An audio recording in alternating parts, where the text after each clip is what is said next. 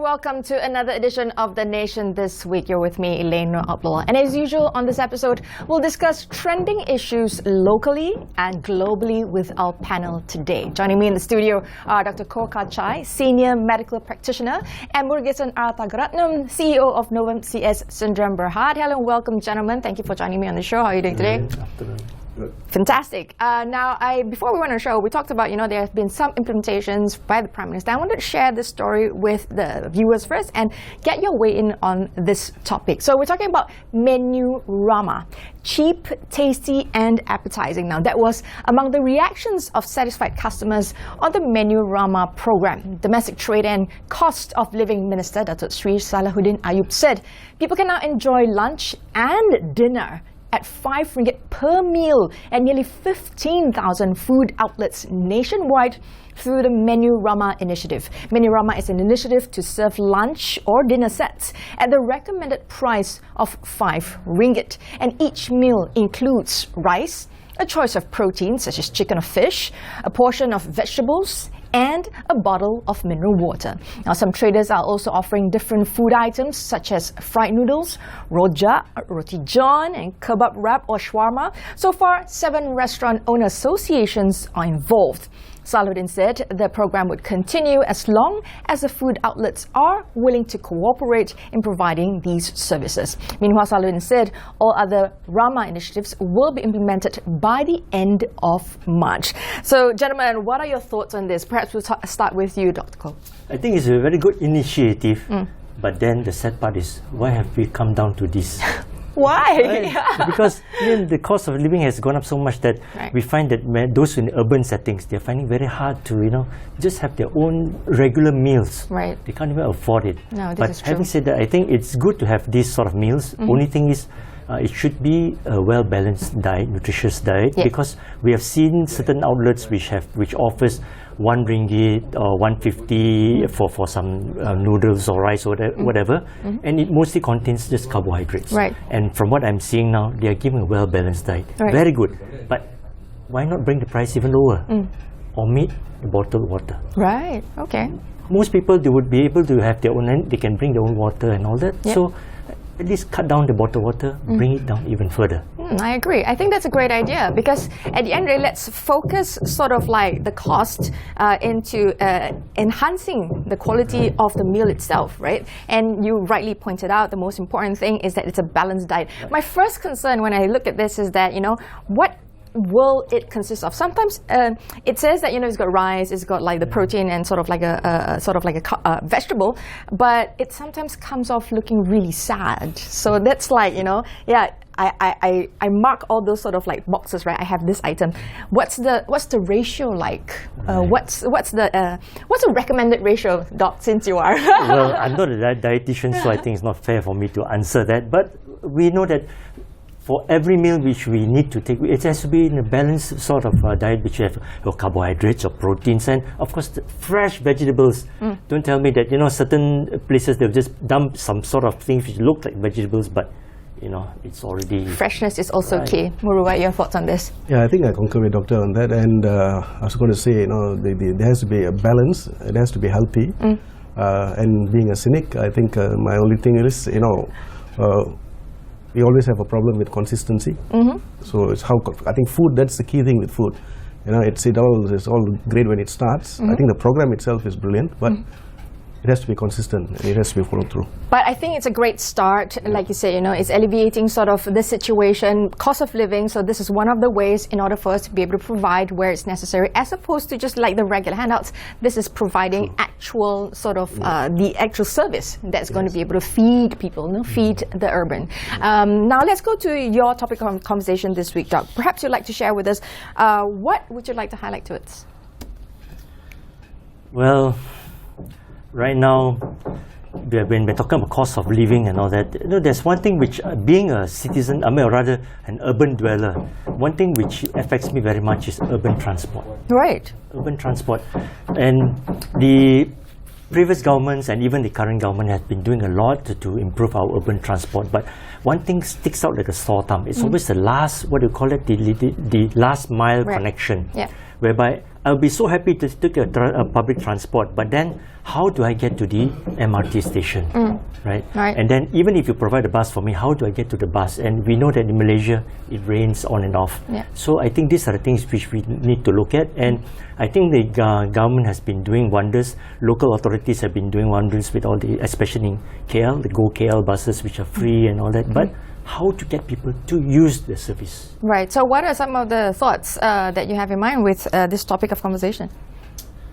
I think we can have a lot of thoughts, but the thing is how to implement those things in Malaysia is not that easy. But at the end of the day, it is still that last point, because I've got many people who come to me and say, you know, you can provide the buses for me, you can provide all sorts of things, but at the last point, I still have to take an e-hailing to reach to my home or to reach to my office. Right. And the cost of that is quite high also. That's right. That cost is extremely prohibitive at this point of time. Muru, what are your thoughts on this? The same thing. I think the last mile connectivity is being spoken about quite a bit. I think, you know, having all the stations and all that, you know, investing in all that, but then it seems to, you know, only serve within a 1 to 2 kilometer radius. Beyond that, then you still have to take another public transport. You know, and I think that's one of the reasons why you see everyone just at the end of the day saying, "I'll just take my car and go." Why go through that hassle of still having to go through that multiple process as opposed to, you know, just being able to directly take public transportation from your home? Any suggestions here in terms of, you know, that might be passing thoughts of, you know, what could alleviate this issue? Perhaps, Muru, you have some thoughts? I think it all comes down to planning again, you know, because I can't put myself in the seat of the people who actually plan this stuff. But I think, you know, the planning in terms of how to actually bring transport to the people as opposed to you going to the transport. I think that planning part is where I think we're lacking. So I think it's people are just looking at the overall construction of the actual station and the rails and all that stuff, but they're not actually looking at the pain points that a normal citizen goes through, especially if you're a senior citizen or if you're in the OKU category and all that stuff. So even I can give you a classic example of Putrajaya. You know, how do people get to Putrajaya if you're a senior citizen? You know, so there's no. And that's our nation's administrative capital. Right. So I said something. No, but I think it's good to, you know, sort of open up this conversation, because I think that's what we're looking for, right? As part of citizenry, the idea is that we're offering ideas, solutions. So we are part of. We can be part of the solution instead of just being part of the problem. And I think highlighting these issues are what's going to be able to get heard. And people, if they have other ideas, they can bring it forth. Like I agree that the last mile has always been the problem. I know it's a great start that we have the main MRT stations and we do have certain bus routes, but it's prohibitive because how to get from your home to that point is a little bit difficult. Case in point, I would really love to see better sort of pavements for us to be able to walk to these accessible points, because it's extremely dangerous. I've heard of a lot of people who try and they're literally walking next to giant highways just to get to some of these points to get access to public transportation. So we're looking step by step, right? We have got to start somewhere. Start small, baby steps, and hopefully we'll get there eventually. But Doc, you have some comments? I don't agree with baby steps. We've been taking so many baby steps. So we need massive steps. One giant leap for mankind. We're not babies anymore. We are matured, actually. Matured countries. So this is a huge undertaking, though. Right. Well, let's see how the new minister does it this time. Okay. Challenge is on, ladies and gentlemen. Now, Muru, let's go to your topic of conversation. What would you like to highlight this week? So basically, I'm going to speak about, you know, the importance of cybersecurity for healthcare. Right. Because I think cyber is a topic now everyone speaks about, even in the coffee shops. Everybody's now talking with all the data breaches going on. Yeah. And it's always been a financial and telco-related, you know, industry. But I think there's new verticals have opened up after COVID. Private health information has become critical data. So how secure is the data? And if you see there are people who actually talk about data residency. Is it safe to have our data in a private cloud here, in private, or should it be in public, and all that question. But to me, I think it's not a question of who holds the data, but it's accountability. So I think this became a huge sort of topic of conversation with the implementation of MySejahtera, right? Everybody became online to one single app that had all the sorts of information in terms of tracking your whereabouts, all your private details, whether you've been vaccinated, where you've gone. Literally, it tracks all your movements, because in those days we literally had to check in at every single location unless you're sitting at home and not moving an inch, right? So that became sort of like a possibility of the data breach, and at one point there was supposed leakages. But this is massive data. How would we sort of like navigate that? So I think we're not talking about actually how you secure the data or how you keep the data. But I think it's, I was talking to the doctor earlier, and I was telling him, I said, if you take a breach typically, whichever breach is reported, of course many of them are just swept under the carpet. But when a breach happens today, if it's a high profile breach, typically I'm talking about Malaysia, because of the lack of regulations, it's typically starts off, the response to a breach is denial. Right. Then it's acceptance. Right. Then it's too bad. Right. Then its life goes on. Oh gosh. So that's what's happening today. So what should be the new protocol? So basically, I think that's where we need to have a Cybersecurity Act, which is supposed to be tabled in Parliament, I think the third quarter of this year, and also the amendment to our PDPA, which is obsolete. And also, so currently, basically, if there's a breach in, say, a federal or a state agency, it's just too bad. So there needs to be work to be done in terms of legislation getting it done, and then accountability. I think that's very, very key, because nobody seems Who's to be taken to task? Yeah, so I think, for example, if MySejahtera, I'll go on and say something controversial. I think something like that, at that scale, the data should be categorized as national security. Right, there you go. And a leakage of that data should be akin to treason, for example. That's the kind of extreme thing we are talking about, because it needs to be serious, and it needs to be taken seriously as well, in order for action to be all the parties involved in safeguarding this information would then relook at that and know that it's not something trivial. Now, we have to take a short breather right now. When we come back, perhaps we'll get your thoughts on this as well, Doc. Stay tuned. We will be right back after these messages.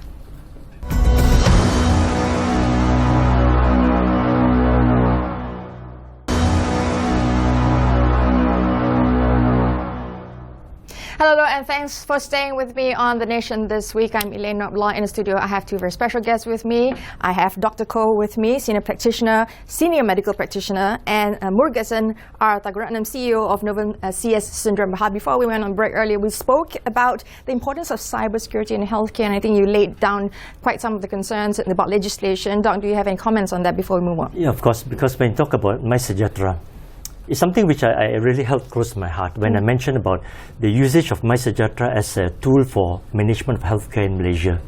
There was a lot of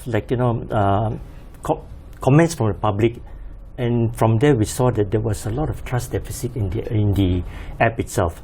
So, like what you say, if we were to look at everything and then accountability and all sorts of things, and if you are able to get the trust of the public in that, in the use of such apps or such technology, I'm sure we can move a long way, into employing such apps or whatever you call it to manage our health system of the country. Yeah, it was already a pervasive app that everybody was using. It was an opportunity for us to be able to leverage on it and to create more accessibility, whether it's not you're checking that people are okay, you can extend it to mental health. I think the app tried to become that super app for health, right? And with a trust, if it was a trusted platform as opposed to that trust deficit that was happening, there would be so much more that it could be done with that. So accountability legislation, hopefully this would, be the way moving forward with some sort of policy. Any further thoughts on this? Yep, I think that it has to be there, because at the end of the day, it's our health data. It's our personal health data. I don't think any one of us wants our data out there, for everyone to just tap in, and also I think that's the biggest lacking gap in cybersecurity at the moment. It's the accountability. Accountability. So I don't think it can stop people from collecting data anymore. We're way past that. And collecting data and processing it, it of course, as long as it's increases the user experience and the customer experience, and and it helps people, great. But just make sure you're accountable for it. I'm looking forward to, like you said, the seriousness of this being an offense for the breaches that happen, as opposed to just a slap on the wrist or just a sort of closing one eye, in order for this to just be sort of swept under the carpet, because this is pertinent and relevant and like you said, national security issues that if fell into the wrong hands, can be misused and abused. Now, which brings me to my next topic of conversation. I think everybody's been talking about this. Not a lot of people perhaps know a lot about this, but I would like to sort of like lay the groundwork for this and then get sort of your opinions, both from a cybersecurity perspective as well as a health perspective as well. We're talking about ChatGPT. If you're still unsure what ChatGPT is, the viral chatbot, here's a quick lowdown on what everyone's talking about. Now, ChatGPT is defined as a generative language model. Now, ChatGPT belongs to the research company called OpenAI, founded in San Francisco in 2015 by Sam Altman. Of course, Elon Musk is in this as well, or that's no surprise. Greg Brockman, Ilya Sutskever, as well as Wojciech Zaremba. It is a type of artificial intelligence that can understand and generate natural language text. Now, it is trained on large amounts of text data and uses an algorithm called a transformer to learn how to generate text that is similar to human conversation. So if you're wondering, why so much hype about ChatGPT? Because rather than holding it close for testing like some of the other big players, its creator OpenAI made the chatbot available to the public. So we are now the guinea pigs, we are now the test beds, we are the ones that's now providing that information, we're the ones that's creating sort of like that learning platform for them to be able to use and evolve. And it's very exciting. I mean, I was telling you about this before coming on the show that I was testing it. It's really fun. But I want to touch about the cybersecurity risk of this as well. Now, the cybersecurity risk associated with ChatGPT, while the search, of course, of the chatbot technology has proven beneficial, many remain skeptical still. Yeah, and for good reason. Some education departments have banned it because they are afraid of cheating students, using the ChatGPT instead of actually doing their homework. And of course, accuracy of content is not 100%. There's no way to determine unless you're doing your own background verifying data, which is not dissimilar to just using the internet as a whole. Google, even if you research, doesn't mean it's an. I mean, people think Wikipedia is 100%. It's not, right? Yeah. It's user generated. It's not verified information as well. It's not an encyclopedia per se. Now, misinformation has been a going concern for the ChatGPT program that only learns from existing human data on the internet, which is far from an accurate source at most times. Let's talk to the cybersecurity guy here, and let's hear what you have to say about ChatGPT. Well, I think from what I've heard, it's a bit too early to actually look at the cyber side of it. But in the industry, there's already for the problem with the cybersecurity guys like us is, we play on fear. Yeah. But I don't like to do that because I think, we must balance between paranoia and security.